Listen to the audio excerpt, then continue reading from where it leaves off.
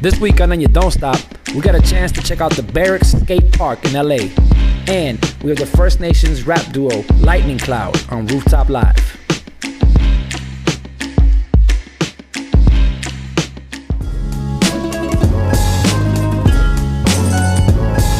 While in LA last week, we linked up with our boy Tim Dowland, an old friend who was an ill activist, filmmaker, and now an executive at the Berrics, an exclusive skate park in LA where some of the world's top skaters practice their craft. He gave us a tour of the facilities and spoke to us about the history of the Berrics. I ended up working here at the Berrics in downtown Los Angeles. I've been here for like 5 years. I grew up in Philly, got into acting, moved to New York, got into theater, got into writing, got into producing, went back to Philly, got back into organizing and activism, ended up coming out here to LA because a lot of my friends had moved out here first for acting, and I wanted to give it a shot. I met Steve Berra, the founder of the Berrics, through film. My best friend played a part in his movie. Steve's a skater, but he's also a filmmaker, which is why he created the Berrics, which is a media company that combines skateboarding and his love of filmmaking and storytelling and, you know, media, and taking that to the next level. So I knew Steve, and he needed a new assistant, so I came out here to be his assistant, and I've been working under Steve for 5 years. I've learned a lot. Since that, it's led to other opportunities to produce. I've produced all kinds of content here at the Berrics. I've produced stuff for major clients like Target, Mountain Dew, Skull Candy, DC. Produced a feature film called The Motivation, which is a documentary about skateboarding that went to the Tribeca Film Festival. So I'm tying it back into my original love of like filmmaking, theater, acting, storytelling, wanting to direct and produce. Came full circle somehow through skateboarding. I'm the only guy at this company out of 25 guys that doesn't skate. I grew up around it, Love Park, Philly in the 90s, had a great skate scene, vibrant skate scene. I was right there and I tried, and all my friends skated, and I couldn't quite get off the ground. I couldn't do a kickflip, I couldn't learn the tricks, so I moved on. The evolution of the Berrics, I mean, it started out of like necessity, of like self-interest. Like Steve Berra and Eric Costin, they're in the prime of their career. They're skating, you gotta skate. When you're a skateboarder, you're a professional athlete, you know, so you need to practice, you need to skate. You have contests, you have demos, you have expectations, you have pressure on you. Your sponsors are paying you. They're not paying you for nothing. They're paying you to perform, to skate, and to create content for them. You go to a public skateboard, if you're a popular pro, all of a sudden there's like 20 kids around like watching you, and it affects your process, and that's not the vibe where you want to practice, you know. Next thing you know, you're taking pictures and you're signing autographs, and that's all great. There's a time for that. But when you just want to practice, you need a different environment. So, you know, downtown LA in the 90s was cheap enough, and they were doing well enough that they went in on a warehouse, and the two of them, Eric and Steve, bought a warehouse together not too far from here. And actually, they bought one in the Valley before that. That was the second one. So it's been a process, it's been an evolution, but they bought one downtown, and they just used it to skate for themselves. And then they built obstacles, built ramps, and built stuff, and no one knew about it. It was totally private, off the grid, off the radar. They'd invite their friends that are also other top pros. And then Steve had this realization where, looking around, like, wow, like Guy Mariano's here, and this guy's here, and that guy's here, and all these guys that are really famous and really popular and really talented are all here skating under one roof. No one's filming it, no one knows about it. And he thought back to the little kid in him of like, any 10-year-old skater, any 15-year-old skater, you're looking through the magazines and you have all these thoughts, these questions you want to know, like, does this guy know that guy, and what's that like, and I wonder what that, you know, what do they eat for lunch, what do they talk about in between tricks, what is that like? And to give that lifestyle, that hanging out experience, and to give them that, I mean, it's like, imagine if like you could see a court where like Larry Bird and, you know, Magic Johnson and Michael Jordan and all your childhood heroes are shooting horse, playing around, just goofing around, you know, the competitive side and the lifestyle side, the not so serious side, the no pressure side. You've seen them on TV in the NBA finals, but you've never seen them goofing around playing horse for fun or for lunch, you know. So to take the roof off of that and to look in and to get into that world, you know, kids want access. Everybody wants behind the scenes access. They want to know, you know, what that's like. So he just realized that that's what this had turned into organically. That's what they were sitting on. And boom, that was the hook. And then they created all this other organic content like you know, this guy's stopping by, that guy's stopping by, with just a little bit of storytelling, a little bit of an arc to it, a little bit more of a hook to it. You know, this guy's gonna do a trick first try, this guy's gonna do this guy's gonna do that, and it's evolved into way more complex stuff, but that's the basis of it, and it's still rooted in that principle. That's still what it is, you know?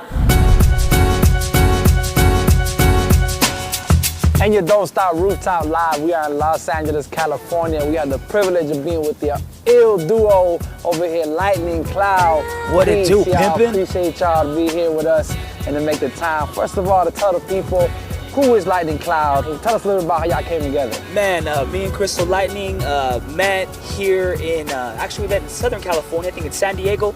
Like the native community is really small out here, and we all kind of know each other. And she's a big actress. She's been in a whole bunch of movies, and I remember seeing her. I mean, she was in Three Ninjas. She was in American Pie Band Camp, and the word got around, like, where we hang out. Like, yo, there's this native chick, lives in LA, boom, boom, boom. She was in American Pie, Days of Our Lives.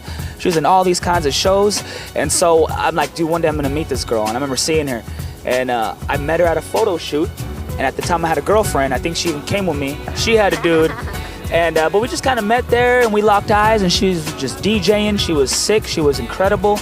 And I was able to invite her to one of my shows as MC Red Cloud Solo.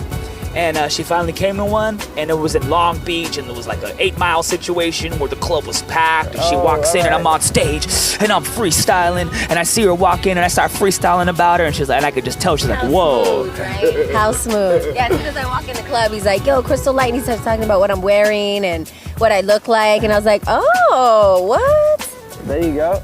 I mean, that's how you do it, fellas. So I just started busting about her, and then I took her out for some pie on a gentleman date a couple times, and then because she spins and she's dope, she's a good DJ, and so I invited her to go on this tour with me. Get it, get it. As my DJ, and by that time we were already dating, so it really worked out. It was sick, and man, we just started writing songs together. Started working on live show together. She's an entertainer. She's already an actress. I'm an entertainer. I'm an MC. So we just combined our stuff, and we like to put on a good theatrical show for the party people, because hip hop heads deserve it, right? And tell us about that. You went from acting, doing work in front of the camera, and now to being an MC, and even you're singing on in between as well. Show us about how that transition has been for you. Well, it's actually, you know, it's like one hand rubs the other. You know, you're still performing. Like when you do movies and television, you know, the camera, you're performing, you know, to the people. And it's the same thing when you're on stage rocking a crowd. You know, you're performing to the audience, and you want to, you know, because it's kind of the same thing. I get to act up there. I get to put on different characters. You know, he's like my director. So when we write songs, he's like, all right, you're the spoiled girl on this one. You're the gangster chick. You know, it's like so much fun for me. I love it. You know, for sure. So it's kind of like the same. You know, it's the same thing. And how was for you, like your initial relationship to hip hop? How did that? When you started, when you came up in the game? Good question.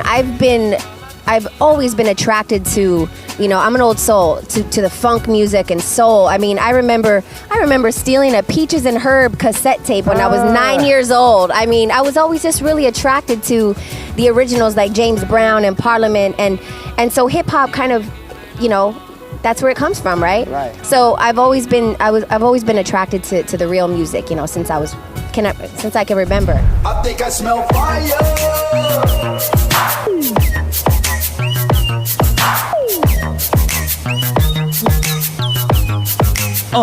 Everybody put your hands up and just bounce, bounce. Put your hands up and just bounce, bounce. Put your hands up and just bounce, bounce. And it goes a little something like this. High up contact please. Dimes in the jukebox to rock that tune. Wop bop a loop bop. These marks think of Tupac. The Glocks in the shoebox do wop bam boom what? Look at these damn tattoos. Ringlet shout out Vidal Sassoon. I'll teach you how to Dougie in an ugly doom buggy to some more Kid Cudi like a damn baboon.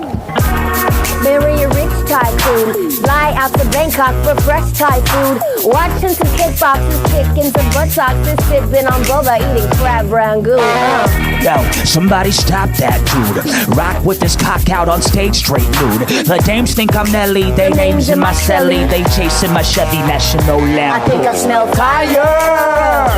Ring the alarm another sound boy cry. I think I smell fire. Burn it down to the ground and let the smoke fly high. Hey, we burn it down, burn it down, burn it down. Hey, we burn it down, burn it down, burn it down. Hey, we burn it down, burn it down, burn it down. Hey, we burn it down, burn it down, burn it down. Look.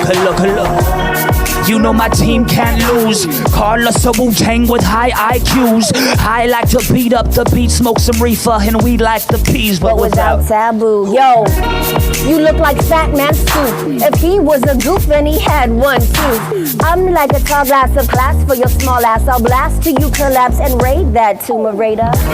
I shouldn't have took those shrooms. Now the whole room looking like straight cartoons. You look like Hanna-Barbera, Captain Caveman, Yogi Bear, and Marvin the Martian. You're on some Looney Tunes. Pigeon's the black Tom Cruise. Cloud is like Elvis with Van Damme shoes. I'm in the hotel, I'm bathing to Adele. With that scent that you smell Chanel perfume. I think I smell fire. Ring the alarm, another sound boy cry. I think I smell fire. Burn it down to the ground and let the smoke fly high. We burn it down, burn it down, burn it down. Hey, we burn it down, burn it down, burn it down. Hey, we burn it down, burn it down, burn it down. Hey, we burn it down, burn it down, burn it down.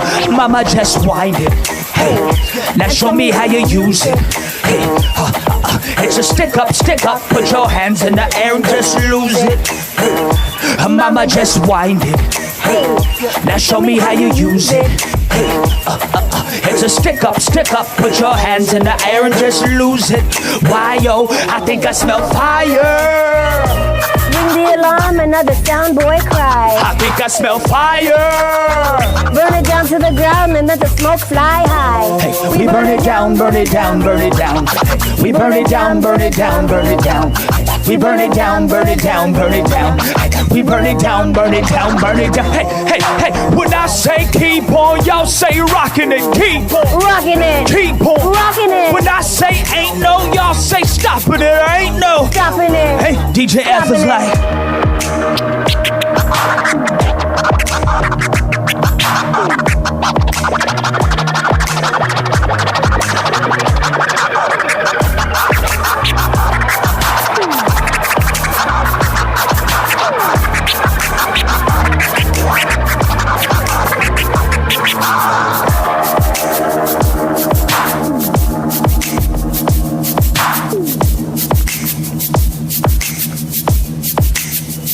LightningCloud, bitches.